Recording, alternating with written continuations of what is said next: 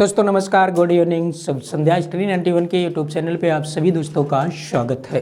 दोस्तों सर्वप्रथम आप सभी लोगों को मकर संक्रांति की आज भी बहुत बहुत शुभकामनाएं। हम लोग दोस्तों सीटेट परीक्षा विशेष की दृष्टि से विगत परीक्षाओं में आए हुए प्रश्नों का रिवीजन कर रहे हैं, हल कर रहे हैं। आइए दोस्तों प्रारंभ करते हैं प्रश्न श्रृंखला को। दोस्तों भाषायां व्याकरण शिक्षणम कस्य समीकरणाय सहायकम भवति। भाषा में व्याकरण शिक्षणम भाषायां व्याकरण शिक्षणम कस्य समीकरणाय, किस समीकरण के लिए सहायक होता है? संख्यात्मकताया संख्यात्मक के लिए, साक्षरताया साक्षरता के लिए, साक्षरता का, शुद्धताया शुद्धता का, वाक्य प्रवाह से वाक्य की प्रवाह का। तो भाषा में व्याकरण शिक्षण है। भाषा में व्याकरण शिक्षण दोस्तों यह है किसके लिए महत्वपूर्ण है? बताइए कौन सा विकल्प सही होगा? कौन सा विकल्प सही होगा? भाषायां व्याकरण शिक्षण कस्य समीकरण सहायकम भवति शुद्धताया। कौन सा विकल्प सही होगा? शुद्धताया, शुद्धता के लिए। किसके लिए होगा दोस्तों? शुद्धता के लिए विकल्प सी सही उत्तर होगा, विकल्प सी। आइए दोस्तों देखते हैं अगला प्रश्न। दोस्तों आप लोग जवाब देते चलिए और एक बार लिंक को शेयर कर दीजिए दोस्तों। आइए देखते हैं अगला प्रश्न। अगला प्रश्न है निम्नलिखितस्य कस्य उद्देश्यस्य अनुसारम भाषा शिक्षणस्य आवश्यकता न भवति। कारण निम्नलिखित में से कस्य उद्देश्यस्य, किस उद्देश्य के अनुसार भाषा शिक्षण की आवश्यकता नहीं होती? आभ्यंतरस्य वाचनार्थम, श्रवणार्थम च, अर्थात आभ्यंतर वाचन के लिए, या श्रवणार्थम श्रवण के लिए, जीवनस्य विविध आवश्यकता नाम परिपूर्णार्थम, जीवन की विविध आवश्यकताओं को पूर्ण करने के लिए, जीवन से विविध दशा नाम ज्ञानार्थम, जीवन के विभिन्न प्रकार के दशाओं के ज्ञान के लिए, या भाषा बोधस्य अध्ययनार्थम, भाषा बोध के अध्ययन के लिए। दोस्तों तो भाषा शिक्षण से आवश्यकता न भवति। भाषा बताए निम्नलिखित में से कस्य उद्देश्य से अनुसार, किस उद्देश्य के अनुसार भाषा शिक्षण की आवश्यकता नहीं होती? किसके लिए भाषा शिक्षण की आवश्यकता नहीं होगी? आभ्यंतर वाचनार्थम, श्रवणार्थम च, विकल्प ए, बी, सी और डी। कौन सा विकल्प सही होगा दोस्तों? तो भाषा बोधस्य अध्ययनार्थम, भाषा बोध के अध्ययन के लिए दोस्तों भाषा शिक्षण है। कारण कि इसके लिए भाषा शिक्षण, जब आप दोस्तों बोध पहले ही प्राप्त कर लेंगे, अध्ययन कर लेंगे, फिर भाषा शिक्षण की आवश्यकता नहीं होती। प्रश्न संख्या 2 का कौन सा विकल्प सही होगा? प्रश्न संख्या 2 का विकल्प डी सही उत्तर होगा। अगला प्रश्न दोस्तों, कक्षायां में अध्यापन समये विद्यार्थिना कठिन प्रश्नान् संशयांश्च पृच्छन्ति चेत भवान् भवति किम करोति। कारण कक्षा में अध्यापन के समय विद्यार्थियों के द्वारा कठिन प्रश्नों को और संशयों को पूछा जाता है। चेत इसलिए आप क्या करेंगे? शिक्षक या शिक्षिका के रूप में, या भवान् भवति किम करोति, आप क्या करते हैं, क्या करती हैं? पूर्व में संपूर्ण सज्जतां कृत्वा कक्षायां तेषां प्रश्नानाम् उत्तरं संशय निवारणं करोमि, तेषां सर्वान् प्रश्नान् संशयान् लिखित्वा अनन्तरदिने परिष्करोमि, तान् पुस्तकं पठितुम् उक्त्वा तदनु चर्चां कृत्वा संशय निवारणं करोमि, तथा च प्रश्नानाम् उत्तरम् अनन्तरं करोमि, तथा च प्रश्नानाम् उत्तरम् अनन्तरं करोमि। दोस्तों 2 बार हो चुका है। तादृश विद्यार्थिनः तर्जयित्वा अनुशासने भवितुम आदिशामि। बताइए कौन सा विकल्प सही होगा? प्रश्न संख्या 3 का दोस्तों तो बी विकल्प सही होगा। तेषां सर्वान् प्रश्नान् संशयान् लिखित्वा अनंतर दिनी परिष्करोमि, दूसरे दिन शुद्ध करते हैं उनके सभी प्रश्नों को और संशयों को लिख करके। तो कौन सा विकल्प सही होगा दोस्तों? प्रश्न संख्या 3 का विकल्प बी सही उत्तर होगा। अगला प्रश्न दोस्तों, भाषा शिक्षण आगमनात्मक पद्धति है। आगमनात्मक पद्धति है ऐसा लाभ अस्ति, यह लाभ है विद्यार्थिभिः गृहकार्ये करणस्य आवश्यकता नास्ति, विद्यार्थीषु रटनाभ्यासस्य अभावः भवति, कक्षायाम् अनुशासनं रक्षितं भवति, विद्यार्थिना अल्पे एव समये अधिकं पठितुं शक्नुवन्ति। प्रश्न संख्या 4 का कौन सा विकल्प सही होगा दोस्तों? अगर भाषा शिक्षण में आगमनात्मक पद्धति, दोस्तों क्या होगा?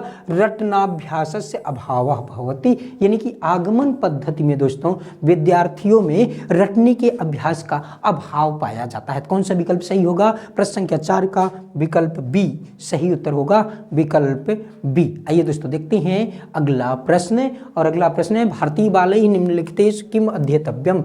भारतीय बालकों के द्वारा निम्नलिखित में से किसका अध्ययन सबसे अधिक किया जाता है? मातृभाषा का, मातृभाषा तथा प्रादेशिक भाषा, मातृभाषा तथा आंग्लम का, अपि तीसरा भाषा, किसी तीसरी भाषा का। तो बताइए कौन सा विकल्प सही होगा? प्रश्न संख्या 5 का, प्रश्न संख्या 5 का भारतीय बालकों के द्वारा, भारतीय बालकों के द्वारा निम्नलिखितेषु किम अध्येतव्यम, किसका अध्ययन किया जाता है? मातृभाषा का, मातृभाषा तथा प्रादेशिक भाषा का, या मातृभाषा तथा आंग्ल भाषा का, या किसी तीसरी भाषा का? प्रश्न संख्या 5 कौन सा विकल्प सही होगा दोस्तों? प्रश्न संख्या 5 का, प्रश्न संख्या 5 ए, बी, सी और डी में से कौन सा विकल्प सही होगा दोस्तों? मातृभाषा का। कौन सी भाषा? मातृभाषा का। अगला प्रश्न दोस्तों, अपनी हिंदी नितिन सर द्वारा लिखित पुस्तक मात्र 299 रुपये में, वीडियो के लिए पुस्तक 199 रुपये में, पेट कॉम्बो 350 रुपये में, पेट बुक 300 रुपये में, आरो की बुक 175 रुपये में, लेखपाल मात्र 300 रुपये में फ्री डिलीवरी के माध्यम से दोस्तों आप प्राप्त कर सकते हैं। आइए दोस्तों देखते हैं अगला प्रश्न, मौखिक प्रस्तुतिकरणार्थम निम्नलिखितेषु का वा पद्धति योग्या नास्ति? कार्य मौखिक प्रस्तुति करने के लिए निम्नलिखित में से कौन सी पद्धति योग्य नहीं है? स्वर प्रस्तुति, काव्य पाठ, मुखी प्रस्तुति, संकेत भाषा माध्यमेन प्रस्तुति। बताइए मौखिक प्रस्तुति के लिए प्रश्न संख्या 6 का कौन सा विकल्प सही होगा दोस्तों? मौखिक प्रस्तुतिकरणार्थम निम्नलिखित में से मौखिक प्रस्तुति करने के लिए कौन सी पद्धति योग्य नहीं है? कौन सी पद्धति योग्य नहीं है? कौन सा विकल्प सही होगा दोस्तों? प्रश्न संख्या 6 का कौन सा विकल्प सही होगा? तो इस तरह से दोस्तों कौन सा विकल्प सही होगा प्रश्न संख्या 6 का? तो प्रश्न संख्या 6 का विकल्प डी सही उत्तर होगा, संकेत भाषा माध्यमेन प्रस्तुति। दोस्तों जो संकेत भाषा में प्रस्तुत की जाती है ना, वह मौखिक भाषा नहीं है। मौखिक मतलब मुख से भाषा, मौखिक मतलब मुख। तो मौखिक प्रस्तुतिकरणार्थम कौन सी भाषा कह रहे हैं कि कौन सी भाषा योग्य नहीं होगी? तो सांकेतिक, मौखिक प्रस्तुति करने के लिए सांकेतिक भाषा, यानी कि ये कह रहे हैं कि मौखिक प्रस्तुति जो आप कर रहे हैं, मुख के द्वारा जो प्रस्तुति कर रहे हैं, उसके लिए कौन सा योग्य नहीं होगा दोस्तों? तो जो संकेत भाषा, मान लीजिए जैसे हमने कह दिया मुख से नहीं बोला और ऐसे कह दिया, तो ये सांकेतिक भाषा होगी ना। जब हम मुख से कहेंगे कि आप जा सकते हैं या इस समय आप जा सकते हैं, तो ये मौखिक हुआ। तो मौखिक प्रस्तुति हुई जो मुख के द्वारा किया गया, और सांकेतिक प्रस्तुति होती है जस्ट संकेत के द्वारा। और संकेत की भाषा भी दोस्तों, यह भी सांकेतिक भाषा के अंतर्गत संकेत महत्वपूर्ण है। आप देखते हैं ना कि मुख से भी नहीं बोला और भाव समझ गए, तो मुख्य जो विभिन्न प्रकार के मुख का या विभिन्न प्रकार के अंगों का प्रदर्शन होता है, अंगों के द्वारा जो इशारा आप करते हैं उसके द्वारा भी लोग समझ जाते हैं। लोग मतलब हम समझ जाते हैं। हमसे तात्पर्य दोस्तों हम और आप दोनों, तो दोनों ही समझ जाते हैं संकेत के द्वारा ही। जैसे हमने कह दिया ऐसे ऐसे किया मतलब आप जा भी सकते हैं, या जैसे ऐसे कह दिया ना, आपने कुछ कहा कि ये कर सकते हैं नहीं, हमने ऐसे हाथ दिला दिया नहीं, ऐसे कर सकते हैं हाँ, या जैसे ऐसे कर दें, ऐसे पूछते ना, केवल ऐसे सर को हिलाया ऐसे, तो आप समझ जाते हैं कि पूछना चाह रहे हैं क्या करना। या आंखों का भी प्रयोग कर देते हैं दोस्तों कुछ, तो उससे भाव समझ में आ जाता है। कहने का मतलब यह है प्रश्न संख्या 6 का कौन सा विकल्प सही होगा? डी विकल्प बिल्कुल सही जवाब होगा। अगला प्रश्न है, शिक्षिका विशेषण विषय व्याख्यानम करोति सा तथा सर्वान् छात्रान् प्रत्येकम न्यूनम एकम सगुणम वर्णयितुम स्वगुणम वर्णयितुम निर्दिशति अनंतरम च तस्य लक्षणम ददाति अयम विधि कथ्यते। करे शिक्षिका विशेषण के विषय में व्याख्यान करती है। सा तथा सर्वान् छात्रान्, वह तब सभी छात्रों को प्रत्येकम न्यूनाति न्यूनम, यानी कि कम से कम एकम स्वगुणम वर्णय, तुम कहती हैं, प्रत्येक छात्र से कहती है कि कम से कम एक अपने गुण का वर्णन करने के लिए निर्देश देती है। अनंतरम च, और इसके बाद वह शिक्षिका तस्य लक्षणम ददाति, उसका लक्षण देती है, उस छात्र का लक्षण देती है। अयम विधि कथ्यते, यह विधि कही जाती है। समग्र शारीरिक शब्द होता है दोस्तों, समग्र शारीरिक क्रिया विधि, निमज्जन विधि, आगमन विधि, निगमन विधि। बताइए प्रश्न संख्या 7 का कौन सा विकल्प सही होगा दोस्तों? तो डी विकल्प बिल्कुल सही जवाब होगा, निगमन विधि होगा। निगमन दोस्तों, निगमन विधि और आगमन विधि।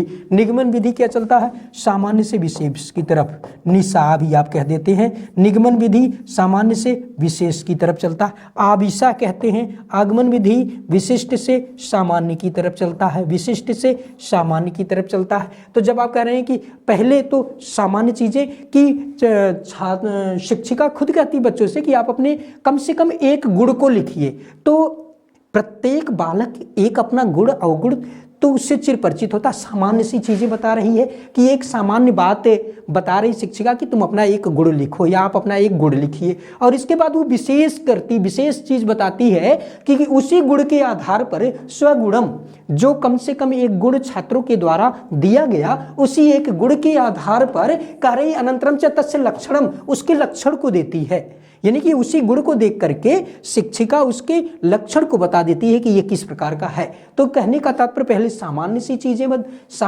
चीजें, सामान्य जानकारी, इसके बाद उसके गुण को देना, यानी कि विशेष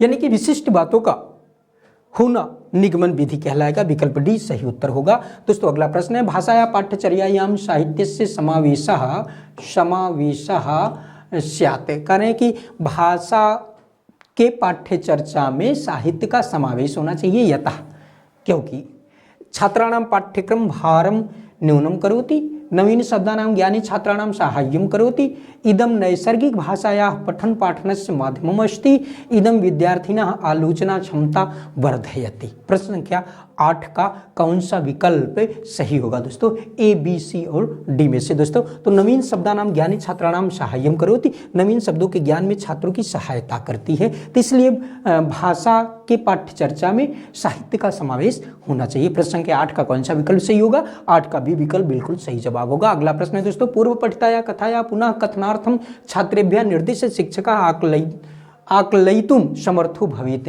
कह रहे हैं कि पूर्व में पढ़ाए गए कथा को फिर से कहने के लिए छात्रों को निर्देश देकर शिक्षक आकलयितुम, आकलन करने के लिए समर्थ होना चाहिए। शिक्षक को आकलन करने के लिए समर्थ होना चाहिए। किसके लिए? उच्चारण के लिए, वर्तनी के लिए, स्मृत शक्ति जानने के लिए, अवबोध को जानने के लिए। बताइए कौन सा विकल्प सही होगा दोस्तों? तो ये अवबोध के लिए महत्वपूर्ण होता है, यानी कि पूर्व पढ़ाए गए कथा को पुनः कथनार्थम, फिर कहने के लिए जो छात्रों को निर्देश देता है शिक्षक, इससे तात्पर्य होता है अवबोध जानना चाहता है वह कि विद्यार्थियों को कितनी मात्रा में बोध है, ग्रहण शक्ति है। प्रश्न संख्या 9 का विकल्प डी सही उत्तर होगा। एक प्रभावी भाषा शिक्षक वह होता है तेषां प्रश्न पत्राणां निर्माणं करिष्यन्ति यानि पाठ्यपुस्तक आधारितानि एव सन्ति, निर्धारित पाठ्यपुस्तकात् बहिः न गमिष्यति, पाठ्यपुस्तकस्य समस्त प्रश्नानाम् उत्तराणि छात्रान् अधिगमयति, पाठ्यपुस्तकस्य उपयोगं करिष्यति तथैव पाठ्यपुस्तकात् बहिरपि गमिष्यति। प्रश्न संख्या 10 कौन सा विकल्प सही होगा दोस्तों? बताइए प्रभावी भाषा शिक्षक कौन सा होता है? प्रभावी भाषा शिक्षक कौन सा होता है? प्रश्न संख्या 10 कौन सा विकल्प सही होगा दोस्तों? पाठ्यपुस्तकस्य उपयोगं करिष्यति, पाठ्यपुस्तक का उपयोग करेगा, तथैव और वहीं से ही पाठ्यपुस्तकात् बहिरपि गमिष्यति, और पाठ्यपुस्तक के बाहर का भी अध्ययन यानी कि जो व्यावहारिक है उससे संबंधित है, ऐसे भी प्रश्नों का समावेश करता है, वही प्रभावी शिक्षक है। वही क्या है? प्रभावी शिक्षक। जब पढ़ाते समय दोस्तों वह उस तारतम्यता से पढ़ाता है जिसमें वह जो पाठ्य पुस्तक में निहित है उस भाव को बताते हुए विद्यार्थियों को उसके बाहर के व्यवहार से भी जोड़ने का प्रयास करता है, वही प्रभावी शिक्षक होता है। प्रश्न संख्या 10 का विकल्प डी सही उत्तर होगा। दोस्तों आरो समीक्षा अधिकारी सहायक समीक्षा अधिकारी का कंप्लीट कोर्स का नया बैच प्रारंभ है मात्र 1999 रुपये में, जिसमें आपको daily video classes, chapter wise test और ऑफलाइन डाउनलोड करने की भी व्यवस्था दी जाती है दोस्तों। तो आप आरो का बैच ले सकते हैं। अगला प्रश्न दोस्तों, भाषा अधिगमार्थम किम सर्वाधिकम महत्वपूर्णम अस्ति, कारण कि क्षमताम महत्वपूर्ण है। भाषा अधिगमार्थम, भाषा अधिगम के लिए क्या सबसे अधिक महत्वपूर्ण है? बाल साहित्यम बाल साहित्य, अभ्यास प्रपत्रम अभ्यास प्रपत्र, पाठ्य पुस्तकम पाठ्य पुस्तक, या अतिरिक्त पठन सामग्री या अतिरिक्त पठन सामग्री, कौन सा विकल्प सही होगा दोस्तों? भाषा अधिगम के लिए सबसे महत्वपूर्ण क्या होता है? बाल साहित्य होता है, विकल्प सही उत्तर होगा दोस्तों। आपका जवाब भी देते चलिए, ABCD में से कौन सा विकल्प सही होगा दोस्तों, देते चलिए और एक बार लिंक को शेयर कर दीजिए, ज़्यादा से ज़्यादा दोस्त जुड़ सकें दोस्तों। आइए देखते हैं अगला प्रश्न, कविता पठन समय किम सर्वाधिकम महत्वपूर्णम अस्ति, कविता पठन के पढ़ते समय क्या सबसे अधिक महत्वपूर्ण होता है? कविता सामाजिक विषयाणाम उपरि दृष्टिपातम न करोति, कविता भावनात्मक विषयान् न स्पृशति, प्रत्येकम कवितायाः एकः निश्चितः अर्थः अस्ति, कविता नाम एकाधिका अर्थाः सन्ति। दोस्तों कविता का एक से अधिक अर्थ होता है, कविता से एक से अधिक अर्थ होता है। विकल्प डी प्रश्न संख्या 12 का बिल्कुल सही जवाब होगा। अगला प्रश्न है दोस्तों, कस्मिन् भाषा शिक्षण विधौ मातृभाषायाः प्रयोगः कक्षायां निषिद्धः, कारण किस भाषा शिक्षण विधि में मातृभाषा का प्रयोग कक्षा में निषिद्ध होता है? निमज्जन विधौ, नैसर्गिक विधौ, प्रत्यक्ष विधौ, ऑडियो लिगुचल विधौ, कौन सा विकल्प सही होगा दोस्तों? प्रश्न संख्या 13 का कौन सा विकल्प सही होगा? भाषा शिक्षण विधि में मातृभाषा का प्रयोग कक्षा में निषिद्ध होता है, कौन सा विकल्प सही होगा दोस्तों? प्रश्न संख्या 13 का विकल्प सी विकल्प बिल्कुल सही जवाब होगा, प्रत्यक्ष विधि में। कौन सी विधि में? प्रत्यक्ष विधि में, प्रश्न संख्या 13। अगला प्रश्न है दोस्तों, पूर्व पठन कार्याणि सन्ति, पूर्व पठन के पहले के कार्य हैं? विद्यार्थी नाम पठनावबोधस्य आकलनम, विद्यार्थियों के पठन का अवबोध का आकलन करना, पाठ संबद्धस्य पूर्व ज्ञान से उद्बोधनेन छात्राणाम सज्जीकरणम, पाठ से संबंधित पूर्व ज्ञान के उद्बोधन के द्वारा छात्रों को सज्जित करना, कठिन शब्दानाम अर्थ सूचनम नहीं अर्थ सूचनम, कठिन शब्दानाम अर्थ सूचनम, कठिन शब्दों के अर्थ की सूचना प्रदान करना, पाठ्य प्रयुक्तानाम व्याकरण नियमानाम व्याख्यानम, पाठ में प्रयुक्त व्याकरण नियमों का व्याख्यान करना। बताइए कौन सा विकल्प सही होगा? प्रश्न संख्या 14 का कौन सा विकल्प सही होगा दोस्तों? प्रश्न संख्या 14 का कौन सा विकल्प सही होगा? A, B, C और D में से दोस्तों बी विकल्प बिल्कुल सही जवाब होगा, पाठ संबद्ध से पूर्व ज्ञान से उद्बोधनेन छात्राणाम सज्जीकरणम। प्रश्न संख्या 14 का विकल्प बी सही उत्तर है। अगला प्रश्न है दोस्तों, छात्रै विभिन्न परिस्थिति नाम अवस्थाकृति कारयित्वा शिक्षिका कक्षायाम आकृतिम संवाद अवसरम उपस्थापयति, अनन्तरं तस्यावस्थानुकृते कश्चित् अनुरूप नियमान नाम आहरति, तान् च नियमान व्यवन्नत्य पुनरभ्यासम कारयति, एवं सा पाठयति, इस प्रकार वह पढ़ाती है।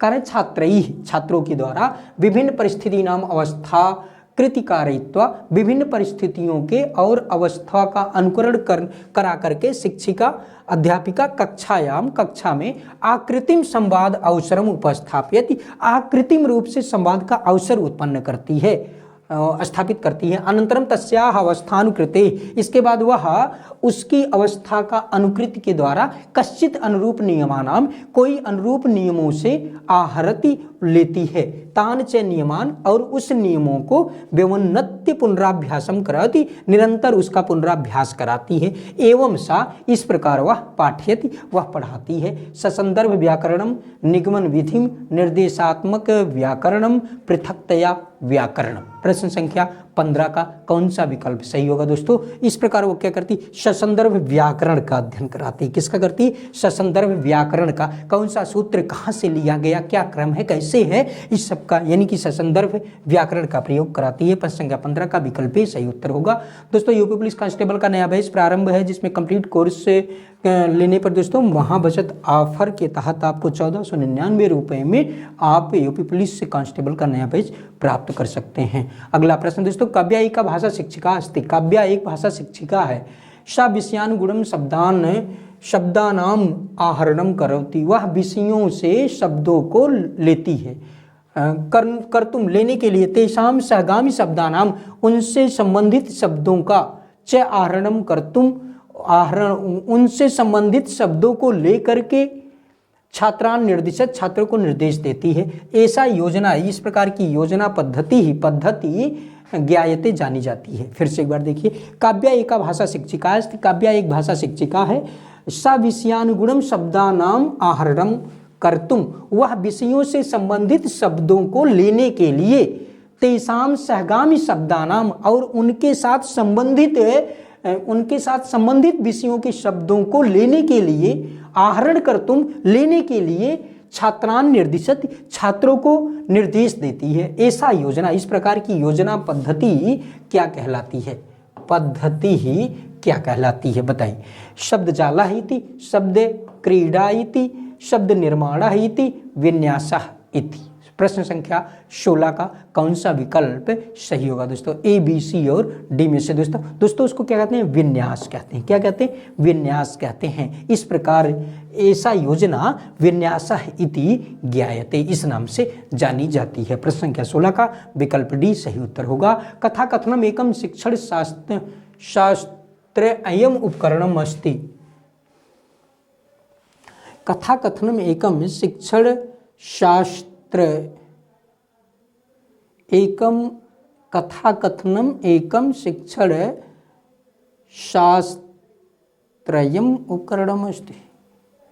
शिक्षा, कथा कथनम एकम शिक्षण शास्त्रस्य उपकरणम अस्ति। कथा कथन एक शिक्षण शास्त्र का उपकरण है। तस्य उपयोग क्रियते, उसका उपयोग छात्राणाम क्रियते, छात्राणाम संभाषण कौशल से विकासार्थम, उसका उपयोग किया जाता किसके लिए? छात्रों के संभाषण कौशल के विकास के लिए। भाषा साहित्य कौशल से विकासार्थम, भाषा साहित्य कौशल के विकास के लिए। कक्षायाम अनुशासनम पालयितुम,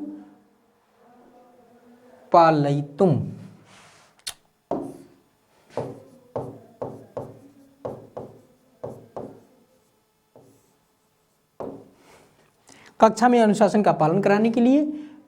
श्रवण गतिविधौ छात्रान नियोजयितुम, श्रवण गतिविधौ होना चाहिए दोस्तों, क्षम्यताम दोस्तों टाइपिंग मिस्टेक के कारण। हालांकि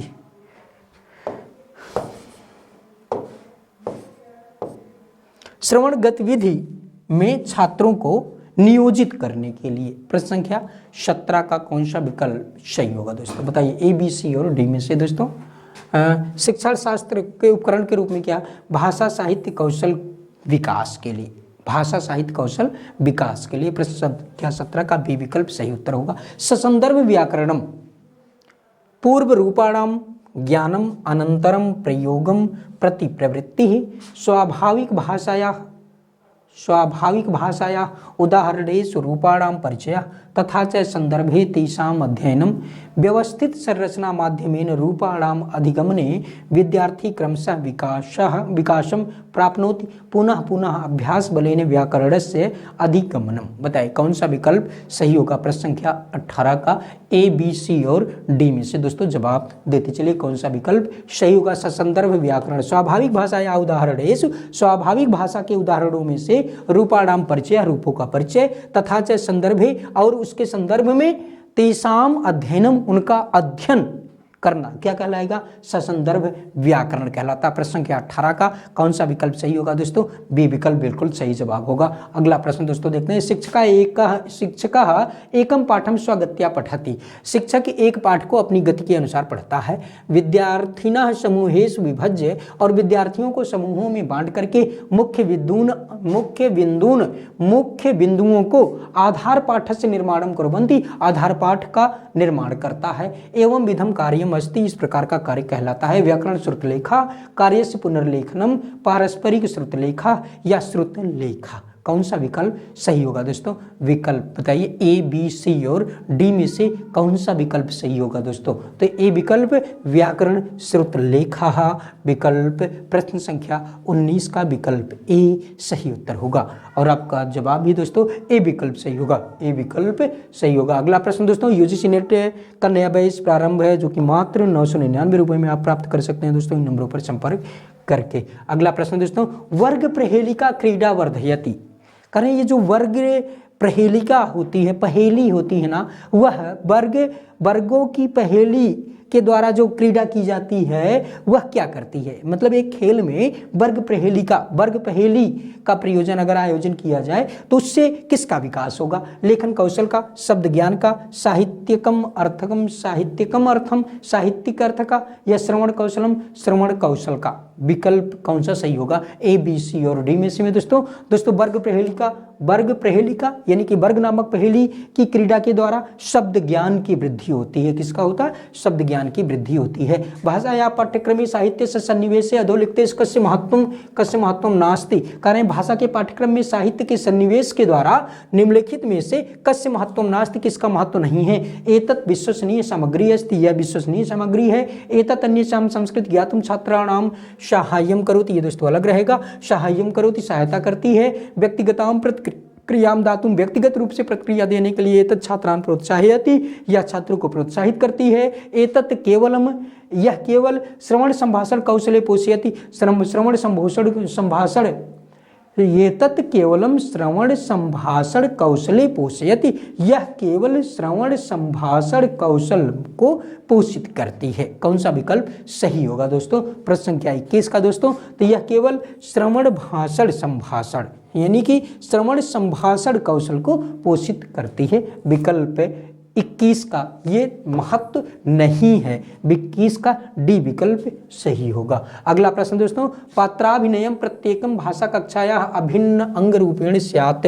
कारण पात्रों का अभिनय प्रत्येक भाषा कक्षा के अभिन्न अंग के रूप में होना चाहिए, जिससे एतत् कक्षाया प्रबंधने प्रभावी साधनम अस्ति। एतेन छात्रा कथाम कंठस्थी कर्तुम समर्था भवन्ति। एतेन छात्रा सार्थक भाषाभिव्यक्तौ समर्था भवन्ति। मुक्त रूपेण छात्राः गल्पकरणे समर्थाः भविष्यन्ति। ये दोस्तों मूर्धन्य सा रहेगा। तो कौन सा विकल्प सही हो जाएगा? प्रश्न संख्या 22 का ए, बी, सी और डी में से कौन सा विकल्प सही होगा दोस्तों? प्रत्येक भाग अब अंग रूपेण कौन सा होना चाहिए दोस्तों? सी विकल्प। एतेन छात्रा सार्थक भाषा व्यक्तौ समर्थाः स्यात् भवन्ति, यानी कि इसके द्वारा छात्र सार्थक भाषा अभिव्यक्ति में समर्थ होते हैं। तो प्रश्न संख्या 22 का विकल्प सी सही उत्तर होगा। आइए दोस्तों देखते हैं अगला प्रश्न।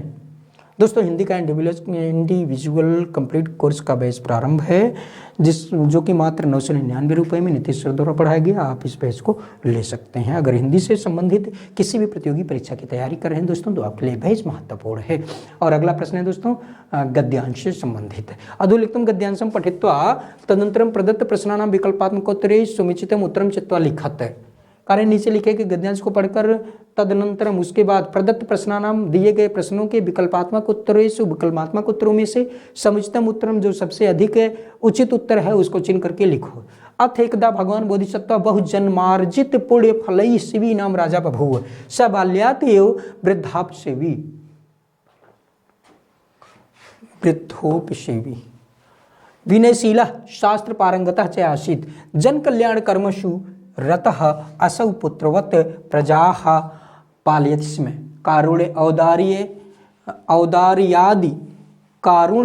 औदार्य विशद गुणोपेतः सह नगरस्य समन्ततः धन धान्य समृद्धाः दानशालाः अकारयत्। तत्र अर्थिनां समूहः अन्न पान वसन रजत सुवर्णादिकानि अभीष्टानि वस्तूनि प्राप्य संतुष्टः अभवत्।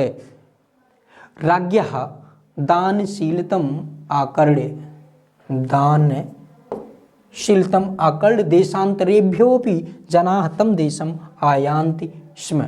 अथ कदाचित् दानशालासु विचरन् स राजा बहुधनलाभेन सन्तुष्टानाम् अर्थीनां विरल संख्यां विलोक्य अचिंतयत मम अर्थनः तु धन लाभ मात्रेण संतोषं भजन्ते नूनं ते दानवीराः सौभाग्यशालिनः यान याचकाः शरीरस्य अंगानि अपि याचन्ते।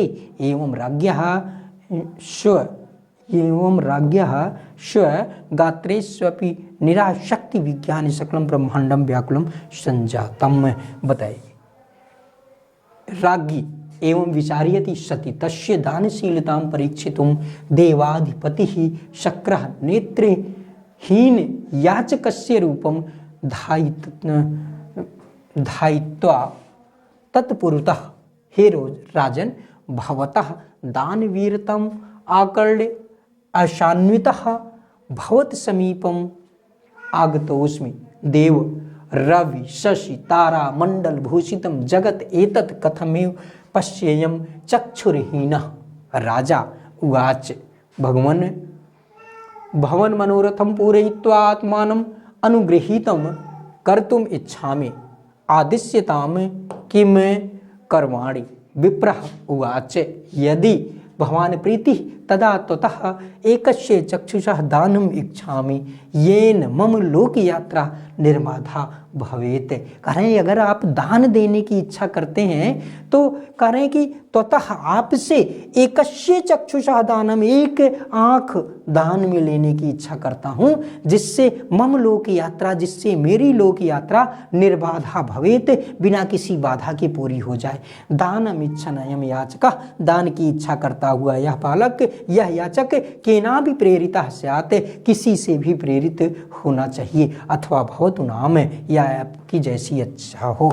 किम किम बहुत चिंतनेन, किम बहुचिंतनेन इति विचारे राजा अभाषत। भूमित्रः किमेकेन चक्षुषा अहम भवते चक्षुर्द्वयमेव प्रयच्छामिति। कह रहे हैं कि क्या आप एक ही इच्छा, एक ही नेत्र की इच्छा चाहते हैं, चक्षु की इच्छा करते हैं। कह रहे हैं किमेकेन चक्षुषा, केवल एक चक्षु के द्वारा।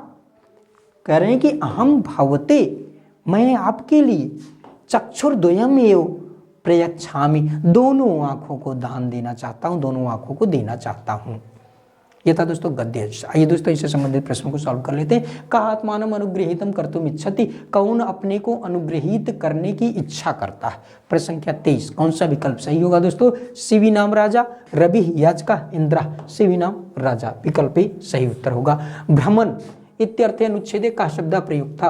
भ्रमण इस अर्थ में अनुच्छेद में कौन सा शब्द प्रयुक्त है। विनयशीला, विचारयंती, इच्छन, विचरण। भ्रमण, भ्रमण इस अर्थ में दोस्तों विचरण। कौन सा विकल्प सही होगा। प्रश्न संख्या 24 का विकल्प डी सही उत्तर होगा। अगला प्रश्न कौन सा होगा। अगला प्रश्न है दोस्तों ल्यप प्रत्यय, ल्यप प्रत्यय कस्मिन पदे, कस्मिन पदे किस पद में, किस पद में प्रयुक्त है। बाल्यात विज्ञाय स्यात् द्वयम, तो ल्यप प्रत्यय दोस्तों विज्ञाय पद में, जान करके, यानी कि 25 का विकल्प भी सही उत्तर होगा। विसर्ग संधेय उदाहरणम अस्ति, विसर्ग संधि का उदाहरण है। दुष्करमेव गात्रेष्वपि आसान्वितः चक्षुर्दानम। बताइए कौन सा विकल्प सही होगा। प्रश्न संख्या 26 का कौन सा विकल्प सही होगा दोस्तों। डी विकल्प बिल्कुल सही जवाब होगा, चक्षुर्दानम। कौन सा विकल्प सही होगा। प्रश्न संख्या 26 का विकल्प डी बिल्कुल सही होगा, विसर्ग संधि चक्षु दानम।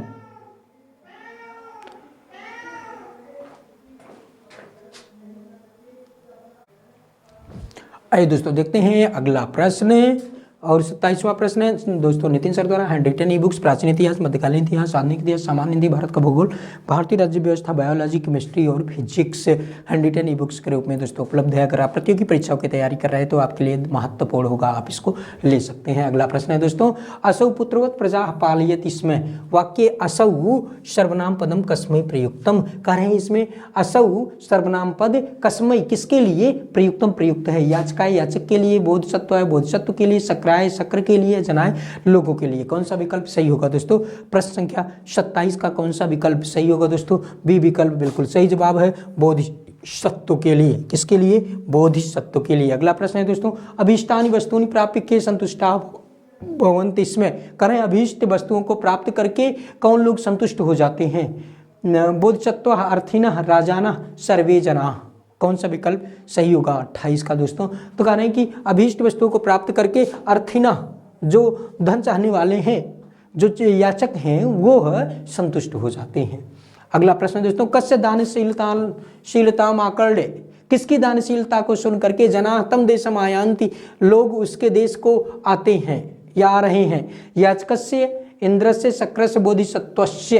प्रश्न संख्या 29 का कौन सा विकल्प सही होगा दोस्तों। तो बोधिसत्वस्य, बोधिसत्व नामक राजा के दानशीलता को सुन करके। अगला प्रश्न दोस्तों विप्र किम इच्छति स्म, विप्र क्या इच्छा रहा है। अन्नम पानम चक्षुर्दानम धानम, अन्न का या पान का या चक्षुदान का या धन का, कौन सा विकल्प सही होगा? दोस्तों विप्र चक्षुर्दानम, चक्षु के आंख की दान के इच्छा करता है या कर रहा है। प्रश्न संख्या 30 का विकल्प सी सही उत्तर होगा। ये था दोस्तों आज का महत्वपूर्ण प्रश्न और आप सभी दोस्तों का सहयोग निरंतर बना रहा। मिलते हैं दोस्तों कल पुनः सायंकाल 4 बजे। तब तक के लिए आप सभी दोस्तों को शुभ संध्या।